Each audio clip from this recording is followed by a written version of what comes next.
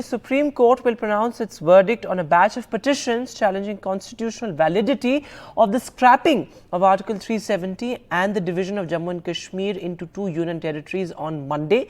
Now, a five-judge bench headed by Chief Justice DY Chandrachud had reserved the judgment following a marathon 16-day-long regular hearing of the case on September the 5th. Now, there are 23 petitioners who have challenged the centre's move, and any decision by the constitutional bench will have far-reaching implications on the ground as well. What were really the highlights of these hearings? Because remember, there were back-to-back hearings and many arguments made by the petitioners and the government as well. What were the highlights and what is going to be the major implication, the fallout on the ground? Nazir Masoodi has more details. Amid hope and pessimism, Kashmir is eagerly waiting for the verdict on Article 370 by a constitution bench of Supreme Court tomorrow. It is a case which is connected to the emotions, to politics, to the constitution states of Jammu and Kashmir, and also larger politics and the federal structure of this country as well, because there are two important things which have been challenged by the petitioners. Batch of petitions were there, around 23, which have challenged the constitutional validity of the centre's decision. First was the presidential order CO-272, CO-273, which scrapped Article 370.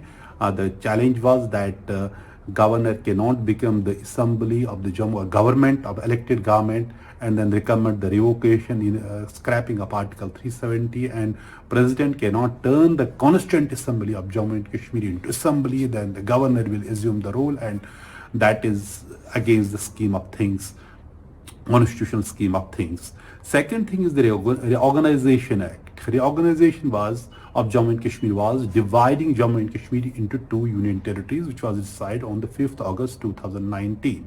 So there are now two union territories, Union Territory of Ladakh and Union Territory of Jammu and Kashmir.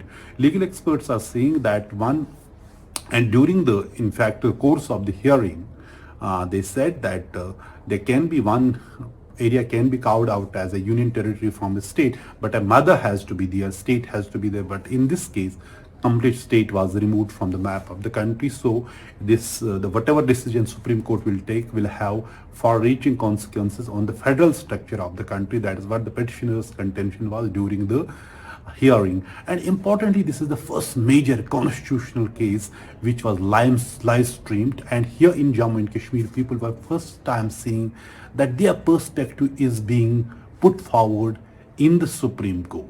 And then that's why there was a lot of hope among people who watched that live streaming, which continued for 16 days. It was a regular hearing. All the sides put forward their point of view very forcefully. So whatever the decision will be, it will be having far-reaching consequences. But we have seen political leaders saying that they went to Supreme Court and the parties went to Supreme Court with this hope that the Constitution will be upheld, and the Supreme Court has repeatedly said that they will only look into the constitutional aspect of this case.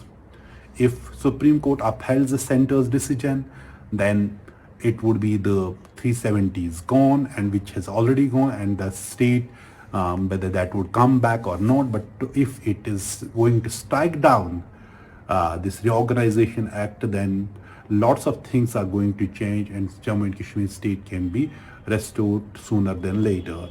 So this is a very important day for the future of Jammu and Kashmir, and how this place will be governed in future, and its constitutional relations with the rest of the country.